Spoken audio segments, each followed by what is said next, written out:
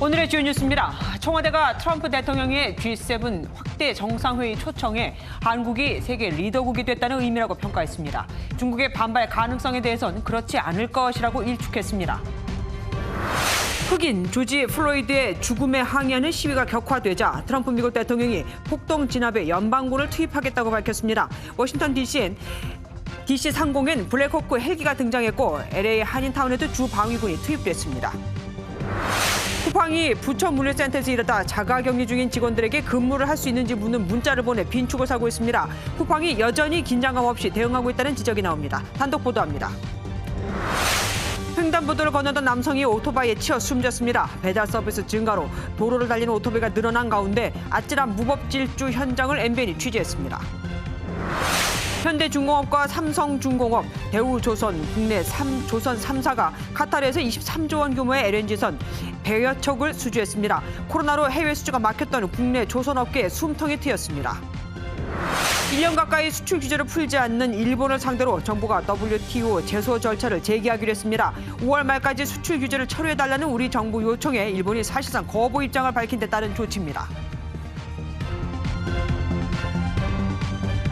트럼프 미국 대통령이 선진국 모임인 G7 확대 의사를 밝히고 가장 먼저 문재인 대통령에게 전화를 걸어 참여를 요청했습니다.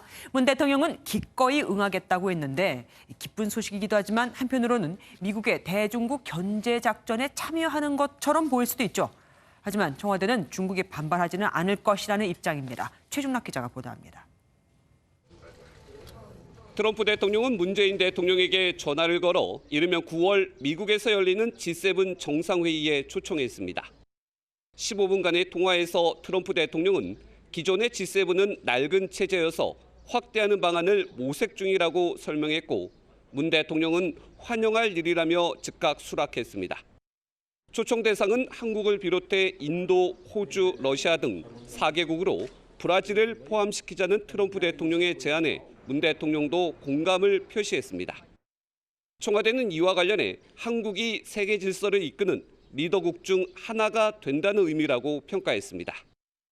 G11 또는 G12의 정식 멤버가 될 경우 우리나라의 국격 상승과 국익에 큰 도움이 될 것입니다. 그것이 이번 정상통화가 갖는 첫 번째 의미였다고 할 수 있겠습니다. 또한 문 대통령의 방미가 성사된다면 한국은 G7의 옵서버, 즉 참관자 자격이 아니라 G11 또는 G12의 정식 멤버가 되는 것이라고 설명했습니다. 중국제의 논란에 대해서 청와대 핵심 관계자는 한미 정상통화에서 중국과 관련한 언급은 일절 없었다며 중국이 반발하지 않을 것이라고 말했습니다. 청와대 관계자는 시진핑 중국 주석의 방안에 대해서는 G7 확대와는 별개라며 올해 안에 추진한다는 입장에는 변함이 없다고 밝혔습니다. MBN 뉴스 최중락입니다. 우리나라는 그동안 G20에는 참석을 해왔지만 서방 선진국 클럽인 G7에는 그야말로 오를 수 없는 나무라 갈 수가 없었습니다. G7은 제4차 중동 전쟁과 1차 석유 파동 이후 중동발 경제 위기 해소를 위해 지난 1975년 출범했는데 미국과 영국 등 6개 나라에 캐나다가 합류해 G7이 됐고 서구 중심의 국제 질서를 구축하는 역할을 해왔습니다. 우리나라가 참석해온 G20 정상회의는 1999년 20개 나라 재무장관 회의를 출범해 정상회담으로 격상이 됐죠. 하지만 G7에 EU, 또 12개 경제대국, IMF, 유럽중앙은행 등등 너무 많다 보니 처한 상황도 다 다르고 그래서 합의문이나 성명서 채택이 어렵다는 문제가 있었습니다. 결국 트럼프 대통령은 중국이 부상하자 대중국 견제를 위해 통제가 어려운 G20 대신 G7을 확대 운영하겠다는 구상을 하게 된 거죠. 하지만 트럼프 대통령이 초청하겠다고 밝힌 4개 국가에 대해 나머지 G7 국가들의 생각이 모두 다릅니다. 특히 일본은 한국의 참여가 떨떠름한 분위기죠. 한성원 기자가 보도합니다. 월스트리트 저널 등 해외 언론들은 한국과 인도, 호주가 G7에 참여하는 것을 비중 있게 보도하며 긍정적으로 보고 있습니다. 하지만 러시아에 대해서는 영국과 캐나다가 공개적으로 반대하고 나섰습니다. 영국 총리실은 러시아가 G7 멤버로 다시 들어오는 것을 지지하지 않을 것이라고 밝혔고 주스탱 트리도 캐나다 총리도 러시아의 복귀에 반대 입장을 보였습니다. Disrespect and flaunting of international rules and norms is why it remains outside of the G7 and will continue to remain out. 러시아는 2014년 우크라이나 남부 크림반도를 일방적으로 병합하면서 다른 회원국의 반발로 G8에서 제외된 바 있습니다. 일본 정부는 한국의 참여가 불편한 분위기입니다. 산케이 신문은 일본 정부가 미국 측의 진위를 끝까지 확인하겠다는 생각이라고 전했고, 일본 외무성 관계자는 갑자기 참여 국가를 늘리는 것은 무리일 것이라고 말했습니다. 브라질 초청 여부도 아직 확정되지 않은 만큼 G7 정상회의에 최종적으로 몇 개 나라가 참여할지는 아직 미지수입니다. MBN 뉴스 한성원입니다. 트럼프 미국 대통령이 폭동 진압을 위해 주 방위군이 아닌 연방군, 그러니까 정규군을 투입하겠다고 했죠. 실제로 워싱턴 DC 상공엔 육군 블랙 호크 헬기가 등장했습니다. 아프가니스탄 전쟁 등에 투입됐던 군용 헬기가 등장했으니 시위대를 더 자극할 수도 있다는 비판도 나옵니다. 김희경 기자입니다. 현지 시간 1일 밤 워싱턴 DC 상공. 미 육군의 블랙호크 헬리콥터가 시위대 머리 위로 저공 비행합니다. 항의의 표시로 양손을 머리 위로 드는 시위자도 보입니다. 군 헌병이 배치된 상황에서 차이나타운 상공에 전투 헬기까지 뜨자 시위대는 결국 해산했습니다.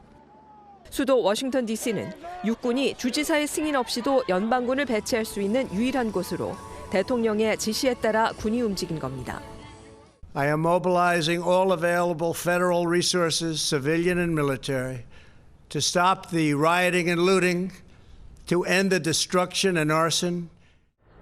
주지사들과의 화상회의에서 트럼프 대통령은 한 발 더 나아가 폭력 시위대를 쓰레기로 지칭하면서 주지사들의 약한 대처가 얼간이를 연상시킬 것이라며 강하게 질책했습니다.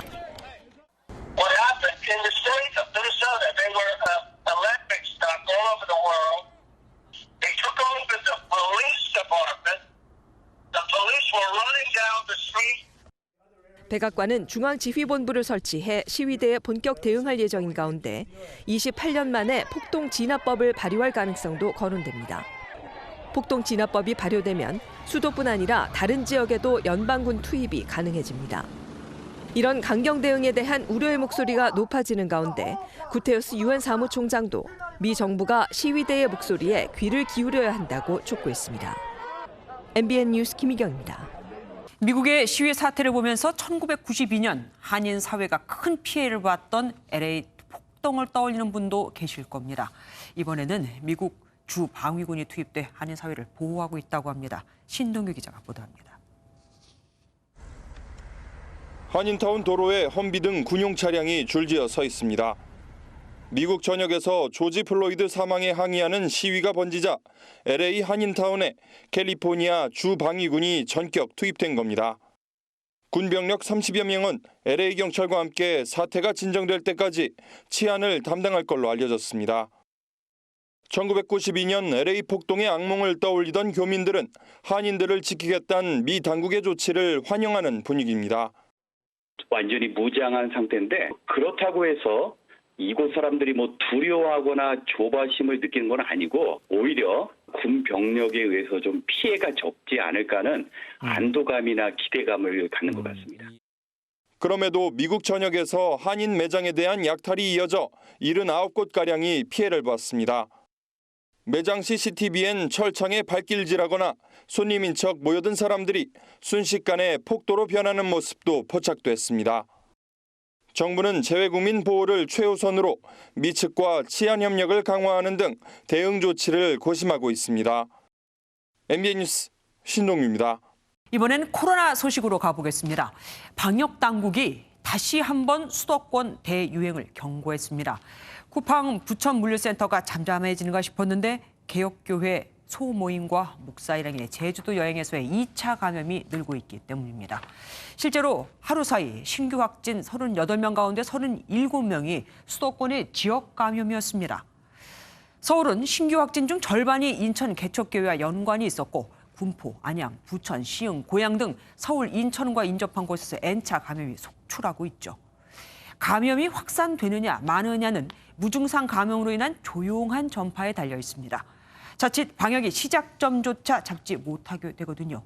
인천 개척교회발 확진자도 무려 71%가 무증상 감염으로 나타났는데 방역 당국이 수도권 대유행을 우려하는 건 바로 이런 이유 때문입니다. 인천과 경기도의 개척교회들로부터 시작된 확진자는 45명, 하루 만에 2배가 됐습니다. 인천 부평구청은 직원이 확진돼 구청이 폐쇄돼 버렸습니다. 노승환 기자가 보도합니다. 철문이 닫혔습니다. 청사 앞 광장에는 코로나19 진단검사를 받으려는 긴 줄이 섰습니다. 인천 부평구청 공무원이 코로나19 확진 판정을 받아 청사가 전면 폐쇄되고 직원 1,100여 명이 한동안 청사 안에 그대로 격리됐습니다. 확진 판정을 받은 구청 직원은 업무 과정에서 집단 감염이 일어난 교회 관계자와 접촉한 것으로 추정됩니다. 발단이 된 개척교회 집단 감염은 빠르게 확산하고 있습니다.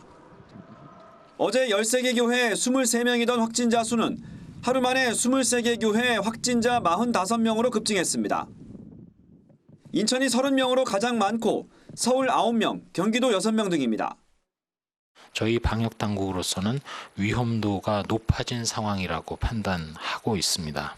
어떠한 모임이든 간에 모두 위험하다는 인식을 가져주시기 바랍니다. 개척교회 첫 확진자인 부평의 한 목사는 아직도 감염 경로가 확인되지 않습니다. MBN 뉴스 노승환입니다. 제주 여행을 갔다 온 목사 일행 확진자들을 통한 2차 감염도 멈추지 않고 있습니다. 5명의 확진자가 나온 경기도 광주의 한 요양원에서도 또 한 명이 추가 확진됐습니다. 윤규란 기자가 보도합니다. 제주도 여행을 갔다 온 뒤 확진된 경기도 군포 지역 목사 아내의 초등생 자녀 2명이 확진 판정을 받았습니다. 제주를 다녀온 또 다른 확진자와 접촉한 직장 동료 2명도 추가 확진됐습니다. 그제 3명의 목사 가족에 이어 어제 2명의 신도가 추가 확진되면서 제주 여행 관련 안양과 군포 지역 확진자 수는 15명으로 늘었습니다. 성남에서는 어제 확진된 가천대학교 학생이 지역의 미술학원에서 아르바이트한 사실이 확인됐습니다. 해당 확진자는 가천대 한국대학생 선교회 소속 확진자들과는 연관성이 없는 걸로 확인됐습니다. 학원 강사와 수강생 104명에 대해 전수검사를 한 성남시는 확진자의 감염 경로를 파악하고 있습니다. 주소지에서 보냈어요. 이분들 이제 문자 메일 보내면 그분들이 선별 진료소 가서 검사해. 지난달 28일 첫 확진자가 발생한 후 입소자와 요양보호사 등 5명이 확진된 경기도 광주의 한 요양원에서도 오늘 입소자 1명이 추가 확진됐습니다. MBN 뉴스 윤기란입니다. 서울 성북구의 초등학교에선 야간 당직자가 확진 판정을 받아 학생들의 등교가 중단되어 버렸습니다. 종로에선 콜센터 직원도 확진돼 건물 2개 층이 폐쇄됐습니다. 강영호 기자가 보도합니다. 서울 성북구에 있는 도남초등학교입니다. 학교 야간 경비를 맡은 70대 남성이 코로나19 확진 판정을 받았습니다. 학생들과의 접촉은 없었지만 행정실 직원 3사람이 접촉한 것이 확인돼 검사를 받았습니다. 학교 측은 지난주부터 등교를 시작한 1, 2학년생들과 병설 유치원생들의 등교를 중단하고 원격 수업으로 전환했습니다. 내일로 예정된 3, 4학년생을 비롯해 학교의 모든 등교 일정은 잠정 중단됐습니다. 저 같은 경우도 나와서 일을 해야 되니까 아이들 밥 문제라든지 혼자 놓고 나와야 되니까 제일 걱정이 많을 것 같아요. 서울 종로 콜센터 직원 중에서도 확진자가 나왔습니다. 지난 23일 가족 모임에서 감염된 것으로 추정되는 가운데 27일 하루 콜센터에 출근한 것으로 확인됐습니다. 확진자가 근무한 11층과 5층은 즉각 폐쇄됐고 직원 114명은 재택근무에 들어갔습니다. 콜센터 측은 확진자의 자리 근처 직원 14명에게 진단검사를 받게 했고 정확한 접촉자를 파악 중이라고 밝혔습니다. 서울에서 콜센터 감염은 구로구, 중구 콜센터에 이어 이번이 3번째입니다. MBN 뉴스 강영우입니다. 경기도가 어제 결혼식장과 장례식장 등에도 2주간 집합 제한 명령을 내렸죠. 방역 수칙만 잘 지키면 결혼식은 문제가 없다지만 예비 신혼부부들은 고민이 많습니다. 난감하기는 예식장도 마찬가지죠. 길기범 기자가 취재했습니다. 경기도 수원의 한 예식장. 직원들이 예식장과 식당에서 의자를 빼는 작업에 한창입니다. 경기도가 결혼식장에 집합 제한 명령을 내리면서 하객 간 거리 유지를 위해 8인용 테이블을 4인용으로 재배치하는 겁니다. 방역 수칙만 잘 지키면 결혼식은 진행할 수 있다는 게 경기도의 설명이지만 대부분의 예비 부부들은 당혹감을 내비치고 있습니다. 예비 부부들이 정보를 공유하는 한 온라인 커뮤니티에서는 하객들이 안 올 것 같아 예식장 측에 당초 계약했던 참석 인원을 줄여달라고 요청했지만 안 된다는 답변을 받았다는 고민이 많았습니다. 당장 지금 이런 상황에서 어떤 손님들이 오고 가실지 확신을 할 수 없는 상황이기도 하고 어떻게 예상을 하고 준비를 해야 될지 너무 막막하기만 합니다. 웨딩홀도 난감하기는 마찬가지입니다. 봄 결혼식이 대부분 연기돼 적자가 뻔한 상황에서 갑자기 고객들의 요구를 수용하기는 어렵다고 호소합니다. 우리 쪽에서는 식자재도 다 구입해놓고 사람도 다 세팅돼 있고 그걸 깎아주자니 뭐 적자폭이 워낙에 크고. 이재명 경기도지사가 방역 수칙을 준수하라는 것이지 결혼식을 하지 말란 게 아니다라고 다시 한번 입장을 밝혔지만 예비 신혼부부들의 고민을 해소하기는 현실적으로 어려워 보입니다. MBN 뉴스 길기범입니다. 집단 감염 사태와 관련해 방역 수칙을 제대로 지키지 않았다는 비판을 받고 있는 쿠팡. 그런데 직원들에게 근무를 할 수 있느냐, 나올 수 있느냐 하는 문자를 보냈습니다. 거기서 일하다 애꿎게 자가격리 중인데 말이죠. 이틀 연속으로 보내놓고 다 단순 실수라고 합니다. 서영수 기자가 단독 보도합니다. 쿠팡 인천 물류센터가 지난 일요일 직원들에게 보낸 문자입니다. 다음 날 근무자를 긴급 모집한다는 내용. 그런데 이 문자를 받은 대상자 중에는 부천 물류센터에서 근무하다 자가격리 중인 일용직 근로자들이 대거 포함돼 있었습니다. 아직 저는 자가격리 중인 거잖아요. 그 어플을 통해서 출근 가능하신 분 신청해달라 이런 이제 문자가 또 날라온 거죠. 항의가 이어지자 쿠팡 측은 전산 시스템 오류였다고 사과하고 재발 방지를 약속했습니다. 하지만 사과 당일인 어제 저녁, 이번엔 오산 물류센터에서 또다시 자가격리된 근로자들에게 근무자를 모집하는 단체 문자를 보냈습니다. 자가격리로 일감마저 끊긴 일용직 근로자들은 쿠팡 측의 무성의에 분노를 감추지 못했습니다. 그래서 마음이 불편한 상황인데 카센터에서 나오라고 출근 독려하고 그런 문자가 계속 날라오면 뭐 하는 짓인가라는 생각. 쿠팡 측은 이번에도 단순 실수라고 해명했지만 물량을 처리할 인력 수급에만 급급하다 집단 감염 사태를 불러온 쿠팡의 허술한 시스템이 민낯을 드러냈다는 지적입니다. MBN 뉴스 서영수입니다. 내일 고등학교 1학년과 중학교 2학년, 초등학교 3, 4학년 등 178만 명이 3차 등교를 시작합니다. 등교를 중단한 학교는 소폭 줄었지만 학원발 감염 사례가 잇따르면서 아직은 등교길이 불안하기만 합니다. 정수정 기자가 취재했습니다. 고1과 중2, 초등학교 3, 4학년 등 178만 명이 3차 등교를 시작하면 전체 학생의 77%가 학교에 가게 됩니다. 학원발 감염 우려가 크지만 대부분의 학원들도 학생들을 받고 있습니다. 코로나가 확실히 위험하지만 일단 다녀야 한다는. 지금 시험 준비하고 있나요? 학원에서? 네, 정말. 하지만 학부모들의 우려는 여전합니다. 지난 2월부터 학원을 통해 감염된 학생은 27명, 특히 5월 한 달 동안 20명이나 되기 때문입니다. 이제 학원 같은 건 아예 안 다니기 때문에 다 끊었어요. 아무래도 그 부근에 뭐가 생겼다, 또 다른 부근에 뭐가 생겼다 하니까 학원도 그 사람들의 이동 거리도 있고. 교육부도 수도권 학원 현장 점검을 벌였습니다. 학원에도 다중이용 시설에서 사용하는 전자출입 명부를 도입하는 방침을 검토하겠다고 언급했습니다. 허위 기재하는 것도 막을 수가 있고, 그래서 지금 QR코드를 학원도 좀 사용하는 걸 권장하려고 그러는데, 동의해 주신다면 저희들이 그거는 제도 개선을 좀 하도록. 오늘까지 등교 수업일을 조정한 학교는 534개로 어제보다 77개가 줄었습니다. 등교를 조정한 학교의 99%가 수도권에 집중됐고 경기 부천과 인천 부평, 계양은 고3을 제외하고는 등교 수업을 오는 10일까지 미루기로 했습니다. MBN 뉴스 정수정입니다.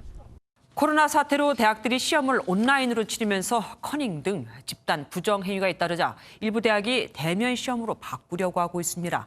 그런데 이번엔 감염을 우려한 학생들이 반발을 하고 나섰습니다. 솔로몬의 지혜가 어디 없을까요? 심가연 기자가 보도합니다. 인하대학교 의학과 학생들의 온라인 시험 중 집단 부정행위 소식에 교내 커뮤니티가 발칵 뒤집혔습니다.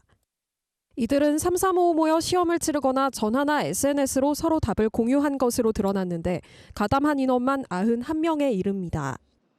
연세대와 서강대, 한양대에서도 온라인 시험 중 대리 시험이나 정답 공유 등의 부정행위가 잇따르면서 다가오는 기말고사는 대면으로 치르겠다는 대학이 늘고 있습니다. 하지만 가시지 않은 코로나19 감염 우려에 학생들은 불안하기만 합니다. 지방에 있는 학생들도 이제 원하지 않는데 가야 하는 경우가 많이 생기기 때문에 학생들 불안도도 올라가고 해서 80% 가까이 되는 학생들이 대면 수업을 이제 반대해가지고 철회해달라고 요청을 드렸고 반발이 이어지면서 대학들도 자구책을 내놓고 있습니다. 경희대는 담당 교수와 협의를 거친 경우 비대면 시험을 허용하고 한국외대는 자가격리자에 한해 과제물로 시험을 대체하는 등의 보완책을 마련하고 있습니다. 비대면 시험의 부정행위 우려와 대면 시험의 코로나19 감염 우려 사이에서 대학가가 골머리를 앓고 있습니다. MBN 뉴스 심가현입니다. 코로나 사태 이후 입양이 엄청나게 줄었습니다. 입양을 하려면 국내는 8시간 의무 교육을 받아야 하고 국외는 양부모가 직접 와야 하죠. 가사조사관도 입양 가정을 방문해 점검해야 하는데 이 코로나 사태에서는 그게 쉽지 않습니다. 강대혁 기자가 취재했습니다. 20년 동안 위탁모로 활동하고 있는 박승자 씨는 요즘처럼 마음이 무거운 때가 없습니다. 해외 입양 부모가 2달 전 아이를 데리러 오기로 했지만 하늘길이 막혀 하염없이 기다리고 있습니다. 이렇게 치료료가 될 수 있으면 이제 올 수 있으면 온다 그러는데 아직 그건 확정된 건 아닌 것 같아요. 이제 오지도 못하고 가지도 못하니까 그게 참 안타까워요, 저로. 국내 입양도 상황이 어렵긴 마찬가지. 입양은 지난해 같은 기간보다 절반 이하로 급감했습니다.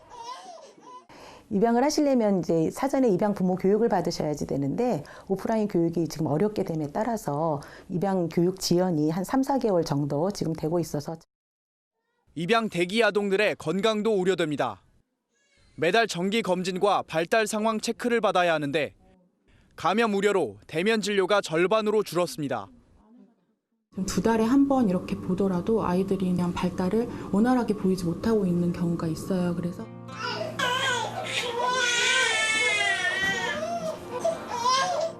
코로나19 사태가 끝나기 전까지 아이와 입양 부모는 기약 없이 만남을 기다리기만 하고 있습니다. MBN 뉴스 강대엽입니다. 9살짜리 의붓 아들을 여행 가방에 감금해 의식을 잃게 한 계모가 체포됐습니다. 아이가 거짓말을 해 그랬다고 하는데 아이의 몸에선 멍자국이 발견됐습니다. 김희영 기자가 보도합니다. 아파트 단지에 119 구급차가 들어옵니다. 곧이어 구급대원들이 산소호흡기를 낀 아이를 들것에 실어 내려옵니다. 충남 천안의 한 아파트에서 9살짜리 아이가 여행 가방에서 의식을 잃었다는 신고가 접수했습니다. 숨을 안 쉬고 있었던 거죠. 보호자가 놀다가 그랬다라는 이야기를 했던 거죠. 아이는 인근 병원으로 옮겨져 치료를 받고 있지만 아직 의식 불명 상태입니다. 현장에 도착한 경찰은 아이의 의붓 어머니인 40대 여성을 체포했습니다. 당시 집안에는 의식을 잃은 아이 말고도 의붓 어머니의 친아들과 딸이 함께 있었습니다. 아이의 친아버지는 일 때문에 다른 지역에 있었던 것으로 알려졌습니다.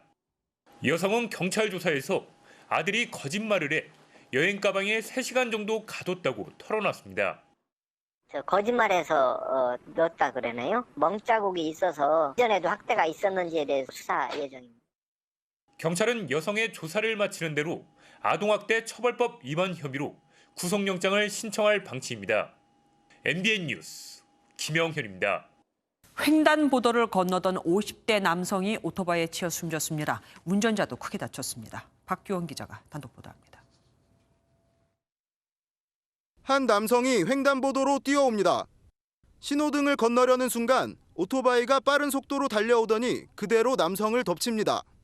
지난달 31일 저녁 50대 남성 A씨가 도로 위에서 오토바이에 치여 숨지는 사고가 발생했습니다. 사고가 발생한 도로입니다. 오토바이는 이곳에서 달려오던 행인을 덮친 뒤 수미터가 떨어진 곳에서 멈춰섰습니다. 구급차량이 와서 CPR하고 있더라고요. 구급차 한 3대 정도 오고 경찰차는 처음에 2대 오고 나중에 더 온 것 같은데. 이 사고로 운전자였던 20대 남성 B씨도 크게 다쳐 인근 병원에서 치료를 받고 있습니다. 당시 B씨는 술에 취하지는 않은 것으로 확인됐습니다. 경찰은 A씨의 무단 횡단 여부와 B씨의 과속 여부 등 정확한 사건 경위를 조사하고 있습니다. MBN 뉴스 박규원입니다. 요즘은 배달 서비스가 늘면서 이렇게 오토바이도 엄청 늘었습니다. 그래서일까요? 지난 4개월간 이륜차 사망 건수는 작년보다 늘었는데 화물차 등 다른 사고는 반대로 줄었습니다. 하지만 무법질주에도 처벌은 미약하기만 합니다. 정태훈 기자가 취재했습니다. 서울의 한 버스 전용 도로입니다. 진입금지 팻말이 있지만 오토바이들이 아무렇지 않게 지나다닙니다. 속도가 느린 버스를 피해 중앙선을 넘기도 합니다. 다른 거리들도 상황은 비슷합니다. 대로변에서 신호를 어기고 빠르게 지나다니는가 하면 보행자들 사이로 횡단보도를 건너는 일도 부지기수입니다. 이 중에는 헬멧조차 쓰지 않은 경우도 많습니다. 대부분은 음식을 뒤에 싣고 있는 배달 오토바이입니다.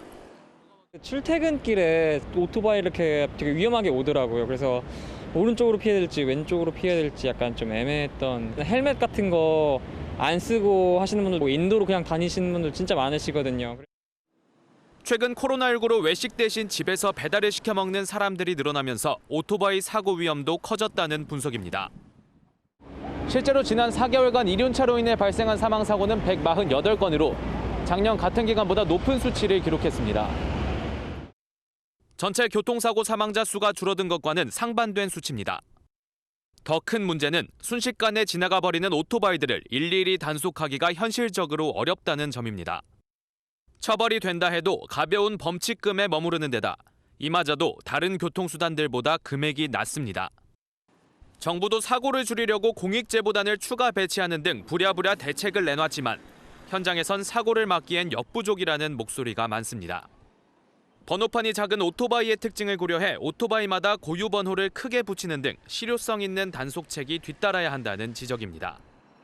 MBN 뉴스 정태웅입니다. KBS 연구동 여자 화장실에 불법 카메라를 설치한 용의자는 KBS 공채 출신 개그맨이었습니다. 최근까지도 방송을 했던 개그맨인데 KBS는 근로계약을 체결한 직원은 아니라고 밝혔습니다. 김보미 기자가 보도합니다. KBS 연구동 여자 화장실에서 불법 촬영 카메라가 발견됐다는 신고가 들어온 건 지난달 29일입니다. 개그 콘서트 출연진이 연습실로 사용하는 건물인데 KBS 소속 PD가 발견해 회사에 신고한 것으로 전해졌습니다. 지난 1일 경찰이 수사에 나서자 용의자가 자진 출석해 1차 조사를 받았는데 용의자는 KBS 공채 출신 개그맨 A씨인 것으로 알려졌습니다. A씨는 지난 2018년 7월 공채 전형을 통해 1년간 KBS와 전속 출연 계약을 맺었고 이후 프리랜서 형태로 최근까지 방송을 해왔습니다. 앞서 KBS 직원의 소행이라는 추측이 확산되자 KBS는 공식 입장을 통해 사실관계를 확인한 결과 직원이 아니라고 밝힌 바 있습니다. 이번 의혹에 KBS 측은 회사와 근로계약을 체결하는 소속 직원이 아니라는 입장을 재차 강조하며 오보의 법적 대응을 취할 예정이라고 밝혔습니다. A씨를 성폭력처벌법 위반 혐의로 입건한 경찰은 조만간 신병 처리 여부를 결정할 방침입니다. MBN 뉴스 김봄입니다. 여직원을 강제추행한 혐의를 받는 오거돈 전 부산시장에 대한 구속영장이 조금 전에 기각됐습니다. 오 전 시장 측은 당시 상황이 잘 기억나지 않는다며 우발적 범행을 주장한 것으로 알려졌습니다. 당시엔 낮 근무 시간 중이었죠. 박상호 기자가 보도합니다. 변호인과 함께 영장심사에 출석한 오거돈 전 부산시장은 죄송하다는 말을 반복했습니다. 죄송합니다. 영장심사를 받고 나와 유치장에 들어갈 때도 마찬가지였습니다. 강제추행 혐의 인정하셨습니까? 죄송합니다. 강제추행 혐의를 받는 오 전 시장은 영장심사에서 혐의를 시인한 것으로 전해졌습니다. 다만 오 시장 측 변호인은 인지부조화로 범행 당시 기억이 없다며 우발적 범행을 주장한 것으로 알려졌습니다. 검찰은 범행 직후 피의자의 행동과 발언 등을 근거로 계획적인 범행을 주장하며 변호인의 주장을 조목조목 반박한 것으로 전해졌습니다. 재판부는 혐의가 중대하지만 증거인멸과 도주 우려가 없다고 판단해 구속영장을 기각했습니다. 오 전 시장은 유치장에 있는 동안 혈압이 올라 병원에 다녀오기도 했습니다. 재판부에도 암수술 이력과 이른이 넘은 점을 호소한 것으로 알려졌는데 앞으로 불구속 상태에서 조사를 받게 됐습니다. MBN 뉴스 박상호입니다.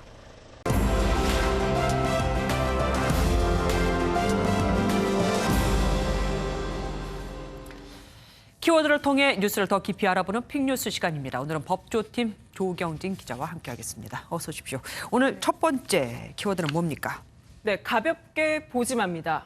누가 누구한테 한 말입니까? 추미애 법무부 장관이 검찰을 향해서 한 말입니다. 네. 비망록을 쓴 한만호 씨가 한명숙 전 총리에게 돈을 줬다고 얘기하는 걸 들었다고 과거에 진술했던 최모 씨라는 인물이 있었는데요. 네네. 이 한만호 씨의 동료 수감자였거든요. 네. 근데 최 씨가 그게 실은 검찰이 시켜서 한 일이라면서 지난 4월에 법무부에 진정서를 제출했습니다. 이 법무부에 접수된 진정서는 이 대검찰청 감찰 3과를 거쳐서 서울중앙지검 인권감독관에게 어제 이첩이 됐는데요. 이를 두고 어제 추 장관이 한 언론과의 인터뷰에서 직접 이번 사건을 진정사건 정도로 가볍게 봐서는 안 된다고 이런 말도 남겼습니다. 한명숙 전 총리 사건은 사실 재심 얘기가 한창 나왔었잖아요. 네. 이번에는 이 진정서 때문인지 위중교사 얘기가 또 한창 얘기 나오고 있어요. 이 재심이 가능한지 두고 여러 해석이 나왔지만 사실 이 한 전 총리 사건에 대한 대법원 확정 판결이 뒤집혀질 가능성은 낮다는 게 법조계 중론인데요. 네. 이런 상황에서 위중교사 얘기가 나오면서 한 전 총리 사건을 두고서 추미애 법무부 장관과 이 검찰, 윤석열 검찰총장의 2라운드에 접어들었다 이런 얘기도 나옵니다. 네. 이 한 전 총리의 무고 여부에 집중했던 사안이 이제는 검찰의 직무권한 남용이 있었는지 부분으로 옮겨간 모양새입니다. 그러면 이번 진정을 계기로 실제로 수사나 감찰로 이어질 수 있는 겁니까? 지금 이 사건을 쥐고 있는 게 서울중앙지검 인권감독관인데요. 네. 인권감독관의 이 검토 결과에 따라서 감찰이나 수사가 진행될 수도 있습니다. 물론 이는 별도의 의사결정 과정을 또 거쳐야만 하는데 이게 바로 원론적인 그런 절차입니다. 그런데 법무부에 앞서서 검찰이 이 사건을 갖고 갔단 말입니다. 네, 소위 한명숙 사건을 두고서 법무부에서 예전에 장자연이나 김학의 사건처럼 이 과거사 진상조사위를 꾸릴 것이란 관측이 우세했잖아요. 그런데 이 상황에서 검찰이 선수를 친 거다 이런 해석이 나오기도 합니다. 예. 하지만 검찰이 선제적으로 진상조사를 벌이더라도 이 결과적으로는 소위 제 식구 감싸기를 하는 결론으로 이어지지 않겠냐 이런 말이 나오거든요. 네. 왜냐하면 이 사건 자체가 이미 대법원에서 결론이 난 데다가 이 위중교사 부분이 발견됐다 손 치더라도 검사들에 대한 감찰 시효가 이미 지나버렸고 네네. 사건 자체에 대한 공소 시효도 지났기 때문에 실제로 단행할 수 있는 조치는 좀 찾아보기 힘든 상황입니다. 윤석열 총장이 사건을 갖고 가는 선수를 쳤지만 어쨌든 추미애 장관과 더 가까워 보이는 쪽으로 또 이게 넘어가기도 했습니다. 네네.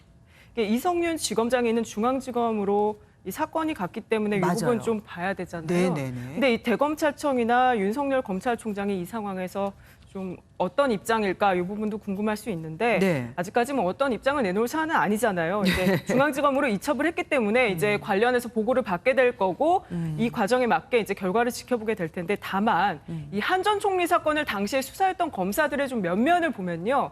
특수통인 윤석열 총장이 신임한 후배 검사들이거든요. 네. 그래서 이번 상황을 두고서 일각에서는 특수통 힘 빼기다. 윤석열 라인, 윤석열 사단을 겨냥한 거 아니냐. 이런 말도 나오고 있습니다. 예, 알겠습니다. 두 번째 키워드로 넘어가 보죠. 네. 이번에는 재판보다 기자회견. 이거 오늘 한창 말이 많았던 그 사건입니까? 네, 맞습니다. 오늘 최강욱 열린민주당 대표의 재판이 있었는데 이 재판 중에 최 대표가 기자회견을 가야 한다면서 재판을 마무리해달라고 요청한 일이 있었습니다. 그래서 뽑은 두 번째 키워드가 재판보다 기자회견입니다.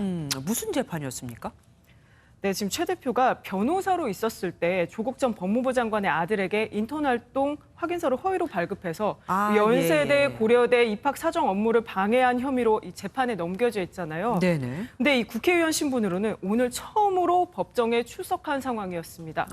그런데 재판 중에 나 기자회견 가야 됩니다라고 얘기를 했단 말입니까? 직접? 네, 직접 한 겁니다. 이 재판이 오전 10시쯤에 시작이 됐는데 이 30분 정도가 지났을 때 최 대표가 자리에서 벌떡 일어나 기자회견이 있어서 오늘 정리된 부분을 다음 주에 해주시면 안 되겠냐 이렇게 말을 했습니다. 네. 실제로 오늘 오전 11시에 국회의원회관에서 열린민주당 지도부 기자 간담회가 잡혀 있었거든요.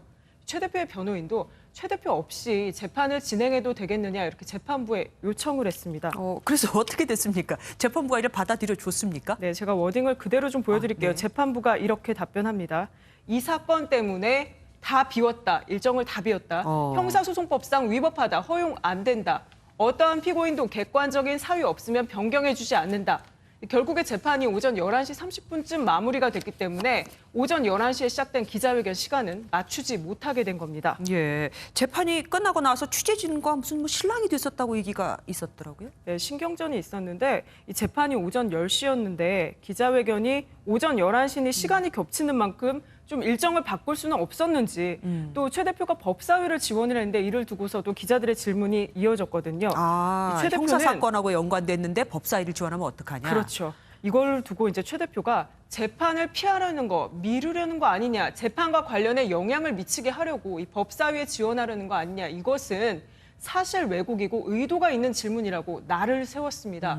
실제로 최 대표 측은 오늘 기자회견 일정 때문에 지난달 27일에 앞서서 재판부에 기일 변경 신청서를 제출했지만 받아들여지지 않았다고도 덧붙였습니다. 어쨌든 결론적으로 보면은 기자회견을 가야 된다고 얘기는 하면서 기자들의 질문에 답을 하지 않는 그런 상황이 돼버렸습니다. 그래서 결국 기자회견은 갔습니까? 이 재판을 마치고 최 대표 국회로 가서 기자회견 중간에 참석했습니다. 최 대표는 일단 늦어서 죄송하다고 좀 운을 뗐고요. 이 개인적인 일로 공식 행사가 지연되지 않게 해보려고 나름 방안을 강구했는데 자칫 양쪽으로 오해를 받았다면서 이 정치인의 길에 들어서니 이상한 악의적인 해석이 따라다닐 수 있다는 걸 절감했다 이런 말을 남겼습니다. 최 대표 입장에서는 정치인의 무게를 아주 뼈저리게 느낀 첫날이 됐을 것 같습니다. 오늘 말씀까지 듣겠습니다. 감사합니다. 사모펀드 의혹 등으로 재판에 넘겨진 조국 전 법무부 장관의 오촌 조카에게 검찰이 징역 6년을 구형했습니다. 이 재판의 핵심은 코링크 피의 주인이 누구인가인데 검찰은 정경심 교수가 조 씨를 앞세워 이 회사를 움직였다고 보고 있죠. 조 씨는 조 전 장관의 가족이라는 이유로 혐의가 부풀려졌다며 억울함을 호소했습니다. 임성재 기자입니다. 사모펀드 의혹 등 16가지 혐의로 재판에 넘겨진 조국 전 법무부 장관의 오촌 조카 조범동 씨. 재판 개시 8개월 만에 검찰은 조 씨에게 징역 6년의 실형을 구형했습니다. 검찰은 조 씨의 혐의를 두고 권력과 검은 공생관계로 유착한 정경유착의 신종 형태라고 규정하며 조 씨가 정경심 교수에게 민정수석의 배우자로서 할 수 없는 직접 투자의 기회와 수익을 제공했다고 설명했습니다. 그러면서 조 전 장관 일가 의혹의 핵심인 사모펀드 코링크 PE의 실소유주로 조 씨를 지목하며 정경심 교수와의 연관성을 주장했습니다. 이에 대해 조 씨 측 변호인은 검찰이 조 전 장관 부부의 혐의 입증을 위한 수단으로 조 씨를 중간 목표로 삼았다고 반박했습니다. 조 씨 역시 최후 진술에서 조 전 장관의 가족이란 이유로 혐의가 부풀려져 한없이 억울하고 답답하다면서 공소 내용이 부풀려지고 자신의 죄가 아닌 것이 자신의 책임으로 명시됐다며 선처를 호소했습니다. 검찰과 조 씨 측 변론을 들은 재판부는 오는 30일 조 씨에 대한 선고를 내릴 예정입니다. MBN 뉴스 임성재입니다. 카타르 LNG 운반선 수주전에서 국내 조선 3사가 중국을 따돌리고 100척이 넘는 대규모 수주에 성공했습니다. 자그마치 7년치 일감입니다. 중국은 16척을 수주하는 데 그쳤습니다. 김수영 기자입니다.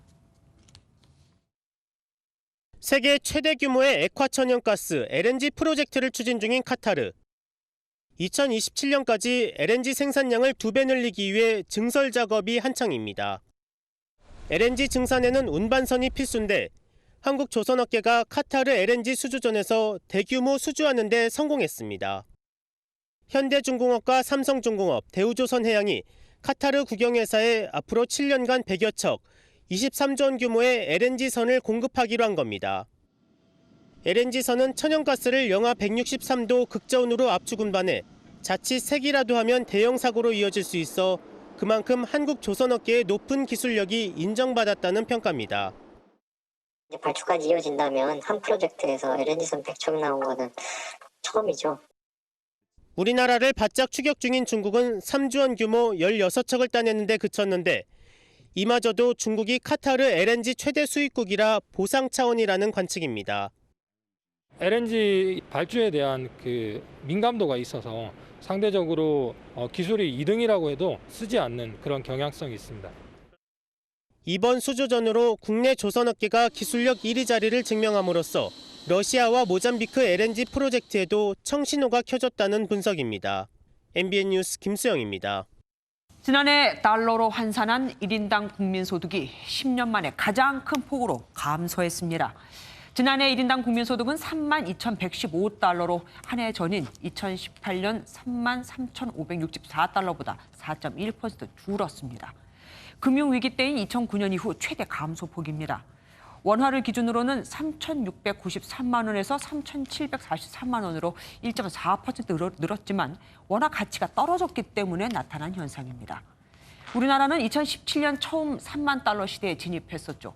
올해도 코로나19 사태가 장기화하면 역성장할 가능성이 큰데 원화값도 약세를 이어갈 경우 어렵게 달성했던 1인당 국민소득 3만 달러가 3년 만에 무너질 수도 있습니다. 최근 충북 청주의 부동산 시장이 그야말로 빛의 속도로 오르고 있습니다. 3주 만에 가격이 50%나 뛴 아파트도 있습니다. 이유가 있죠. 정주영 기자가 현장에 다녀왔습니다. 충청북도 청주시의 한 아파트 단지. 4월 말 3억 2천만 원이던 전용 84제곱미터 가구가 지난달 말 4억 8천만 원에 팔렸습니다. 3주 동안 상승률이 50%에 달합니다. 지난달 초 1조 원대 국책 사업인 다목적 방사광 가속기 부지로 청주가 확정되면서 집값이 가파르게 뛴 겁니다. 다른 아파트도 분위기는 비슷합니다. 이곳은 방사광 가속기 후보지에서 차로 10분 거리인데요. 관련 기업들이 들어올 것이란 기대감에 아파트 호가가 5천만 원에서 1억 원씩 뛰고 있습니다. 매물을 찾는 문의 전화도 쏟아지고 있습니다. 이전에는 하루에 한 5통 정도 문의 전화가 왔었는데 방사광 가속기 발표나고 나서 한 30, 40통 정도 매일같이 오고 있는 상태입니다. 최근 청주 아파트 매매 가운데 외지인 거래의 비중은 40%. 지난해 같은 기간에 2.5배로 뛰었습니다. 정상적인 상승세는 아니라는 분석입니다. 규제가 없고 상대적으로 적은 비용으로 투자가 가능하다고 판단돼서 단기 차익을 노리는 투자 수요가 몰리면서 가격을 끌어올리는 양상이라고 보여집니다. 주변 집값이 들썩이면서 결국 청주에 실제로 살아야 하는 사람들만 피해를 볼 것이란 우려가 나오는 상황. 국토교통부는 청주 지역의 아파트 시장 동향을 면밀히 살펴보고 있다고 밝혔습니다. MBN 뉴스 정주영입니다. 정부가 일방적인 수출 규제를 이어가는 일본을 상대로 세계무역기구 제소 절차를 재개하기로 했습니다. 5월 말까지 수출 규제를 철회해달라고 요청했지만 일본이 사실상 거부했거든요. 박유영 기자가 보도합니다. 1년이 되도록 수출 규제를 풀지 않는 일본에 대해 우리 정부가 결국 WTO 제소 카드를 다시 꺼내들었습니다. 지난해 11월 한일 간 정책 대화를 재개하면서 WTO 제소 절차를 잠정 중단했지만 이걸 다시 밟기로 한 겁니다. WTO 제소를 통해서 일본 조치에 대한 불법성과 부당성에 대해서 충분히 객관적으로 입증하고 국제사회에도 널리 알리고 공감대를 형성할 계획으로 있습니다. 제소 대상은 지난해 7월 일본이 일방적으로 수출 규제 대상으로 정한 포토레지스트 등 반도체 핵심 소재 3개 품목입니다. 정부는 일본 측에 문제 해결 의지가 없다며 강도 높게 비판했습니다. 실제로 지난달 말까지 수출 규제 철회 여부를 답하라고 최후 통첩했지만 일본 정부가 사실상 거부한 것으로 알려졌습니다. 일본 측의 답변은 있었습니다. 저희가 기대한 답변은 아니었기 때문에 오늘 WTO의 판단은 내년 하반기쯤에나 나올 것으로 예상됩니다. 1심 재판격인 패널 보고서 결과에 불복하면 상소할 수 있는데 이 경우 최종 결과가 나오기까지 3, 4년이 걸릴 수도 있습니다. 일본 정부는 이번 WTO 제소 재개 방침에 대해 유감이란 입장을 내놨습니다. 우리 업계는 부품 국산화 등을 통해 당장 소재 조달에 차질은 없다는 입장이지만 미중 무역 갈등 속 한일 관계까지 악화할 경우 불확실성이 더 커질 것을 우려하고 있습니다. MBN 뉴스 박영입니다. 미국이 홍콩의 특별 지위 박탈 절차에 착수했다는 소식 지난 주말에 전해드렸는데 이번엔 중국이 미국산 농산물 수입을 중단시켰다는 보도가 나왔습니다. 이렇게 되면 어렵사리 성사됐던 미중 무역 분쟁 1단계 합의를 미국이 걷어차버리는 게 되는데요. 미국 역시 홍콩 내 자국 영사관 직원 숙소를 매각 절차에 들어가는 등 양국 간 신경전이 치열합니다. 황정 기자가 보도합니다.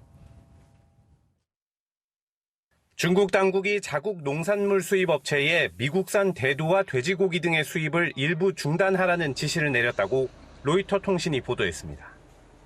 로이터는 중국 주요 소식통을 인용해 실제 중국 바이어들이 미국산 돼지고기에 대한 주문도 전격 취소했다고 전했습니다. 이 같은 조치는 지난 1월 체결된 미중 1단계 무역 합의를 깨는 행위입니다. 당시 중국은 미국산 농산물을 98조 원어치 매입하고 미국은 대중 추가 관세 부과를 철회하기로 합의한 바 있습니다. 经过双方不懈的努力，在平等和相互尊重的基础上，我们达成了第一阶段的协议。 때문에 중국의 이런 전격적인 조치는 미국 트럼프 행정부가 홍콩의 특별 지위를 박탈하기로 한 것에 대한 중국의 반격으로 해석됩니다. 미국도 탈홍콩 정책을 실행에 옮기고 있습니다. 블룸버그 등 외신에 따르면 미 국무부는 홍콩 내 영사관 직원들이 쓰던 우리 돈 1조 6천억 원짜리 숙소 건물을 매물로 내놨습니다. 단순히 부동산 이익 실현으로 볼 수도 있지만 일각에서는 영사관 철수까지 염두에 둔 것 아니냐는 분석도 나옵니다. MBN 뉴스 황재현입니다. 윤미향 더불어민주당 의원이 SNS 새 계정을 만들어 자신을 둘러싼 논란 해명에 적극 나섰습니다. 미래통합당 여성 의원들은 이용수 할머니에 대한 온라인상의 2차 가해를 즉각 중단하라는 성명서를 냈습니다. 민주당을 향해서도 이건 아니지 않느냐 말려달라고 했습니다. 주진희 기자입니다. 더불어민주당 177명의 의원들이 한자리에 모이는 의원총회. 하지만 최근 논란의 중심에 서 있는 윤미향 의원은 모습을 드러내지 않았습니다. 좋습니다. 의원총회는 다 자발적으로 의원의 개인의 참여를 하는 거니까요. 강제 조항은 없는 거니까요. 국회에는 출근했지만 언론에 관심이 몰릴 수 있는 행사에는 참석하지 않은 것으로 보입니다. 다만 어제 정치인 윤미향의 명의로 새로운 SNS 계정을 만들어 계좌 혼용에 대한 해명 글을 올렸습니다. 윤미향 의원은 일본이 법적 배상을 하면 전액을 전시 성폭력 피해자들에게 후원하겠다는 뜻으로 지난 2012년 나비기금을 만들었다고 적었습니다. 또 기금은 윤미향 명의 계좌로 모금을 진행했지만 전적으로 나비기금 전용 목적으로 쓰였고 혼용 계좌는 아니었다고 해명했습니다.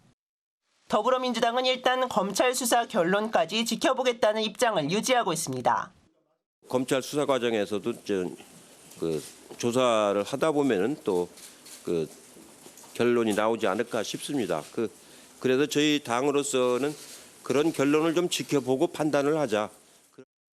이런 가운데 미래통합당 여성 의원들은 온라인에서 이용수 할머니에 대한 2차 가해가 자행되고 있다며 즉각 중단하라는 성명서를 냈습니다. MBN 뉴스 주진입니다. 윤미향 더불어민주당 의원이 비례대표 제안을 받고 3시간 만에 출마를 결심했다고 밝힌 과거 인터뷰가 관심을 끌고 있습니다. 또 안성 쉼터의 관리인으로 일했다던 윤 의원의 아버지가 같은 시기에 위암 3기 투병 중이었던 것으로 나타나 논란은 더 커지고 있습니다. 이어서 김순철 기자가 보도합니다. 4.15 총선을 앞두고 더불어시민당 후보로서 인터뷰를 가졌던 윤미향 더불어민주당 의원. 자신의 출마 과정을 비교적 상세히 설명했습니다. 지난 3월 시민당이 정 의원 측에 시민사회에서 후보를 추천해달라는 공문을 보냈는데 정의연의 전신인 정대협 선배들이 자신을 추천했다는 소식을 사무총장에게 들었다는 겁니다. 당시 사무총장은 3시간 만에 결정하라고 요구한 상황. 윤 의원은 문재인 정부가 일본에게 수출 규제 조치를 당한 상황에서 자신이 정치권에 들어간다는 것 자체가 일본에 강한 메시지가 될 것으로 생각했다고 밝혔습니다. 또 위안부 문제와 과거사 해결을 위해 외교통일위원회를 염두에 두고 있다고 밝혔는데 실제 해당 상임위를 지원한 것으로 알려졌습니다. 경기 안성의 쉼터 관리인이었던 윤 의원의 아버지가 당시 암수술을 받았다는 사실도 논란이 되고 있습니다. 지난 2015년 윤 의원은 자신의 SNS에 아버지가 위암 3기라는 투병 사실을 공개했는데 관리인으로 일했던 시기와 겹친다는 겁니다. 암 환자가 과연 컨테이너 공간에서 거주하고 주택 관리까지 했다는 게 납득하기 어렵다는 주장도 나옵니다. 윤 의원 측은 MBN 취재진에게 입장을 낼 게 없다며 자세한 해명은 하지 않았습니다. MBN 뉴스 김순철입니다. 영화인들의 축제 대종상 영화제가 하루 앞으로 다가왔습니다.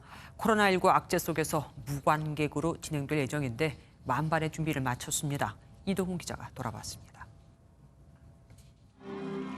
56회 역사를 자랑하는 영화인의 잔치 대종상 영화제가 모든 준비를 끝내고 개막을 기다리고 있습니다. 비록 관객이 참석하지 않고 시상자와 수상자 위주로 진행되지만 예년과는 차별화된 모습으로 관심을 끌고 있습니다. 전문성을 갖춘 심사위원들을 엄선해 공정한 절차를 거쳤으며 작품상, 나무주연상 등 11개 부문에 노미네이트된 기생충이 몇 개의 상을 거머쥘지도 기대를 모으고 있습니다. 이휘재, 한혜진이 사회를 맡고 가수 폴킴, 박봄, 서드아이가 축하 무대를 꾸며 볼거리도 풍성합니다. 옥주현 씨는 이제 굉장히 우리나라 최고의 뮤지컬 배우신데요. 그래서 한국 영화 101주년을 좀 기념해서 영화와 뮤지컬이 콜라보할 수 있는 그런 특별 공연도 준비되어 있으니까. 레드카펫 행사를 마친 배우들은 간격을 뛰어앉으며 방역 수칙을 지킬 예정입니다. 행사 관계자들도 여러 단계의 검사를 거쳐야 행사장에 입장할 수 있습니다.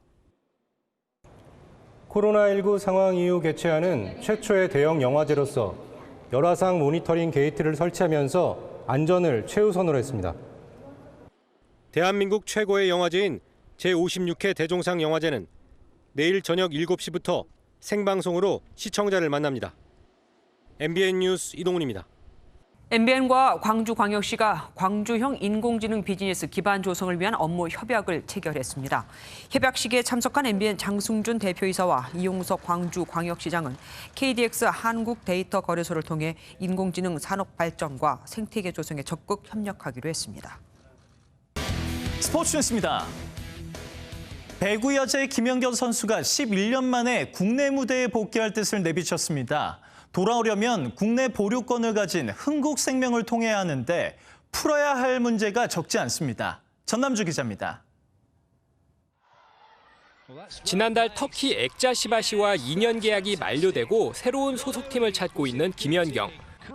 중국 리그 이적 등 여러 가능성이 제기된 가운데 국내 무대 복귀도 검토하고 있는 것으로 확인됐습니다. 김연경의 친정팀 흥국생명 관계자는 김연경의 복귀 의사가 중요하다면서 공식적으로 얘기해온다면 대화를 나눌 계획이라고 밝혔습니다. 김연경은 지난 2009년 일본 무대로 진출할 당시 흥국생명의 임의 탈퇴 신분으로 이적했기 때문에 국내에 복귀하면 원 소속팀인 흥국생명으로 돌아와야 합니다. 하지만 풀어야 할 과제가 적지 않습니다. 우선 팀당 23억 원으로 정해진 셀러리캡. 지난해까지 17억 원 수준의 연봉을 받았던 김연경을 영입하려면 국내 최고액인 7억 원은 줘야 하는데 흥국생명은 이미 쌍둥이 자매 이재영, 이다영과 계약하는데 10억 원을 써버렸습니다.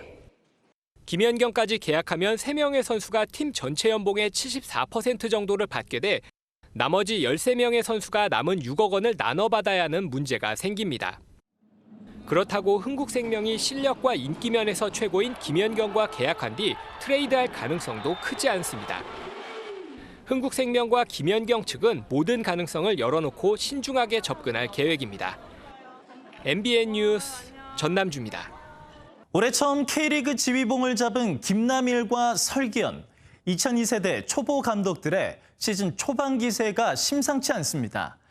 덕분에 선수 시절 터프가이로 불렸던 김남일 감독에게 새로운 별명도 생겼다고 하는데요. 구경훈 기자입니다.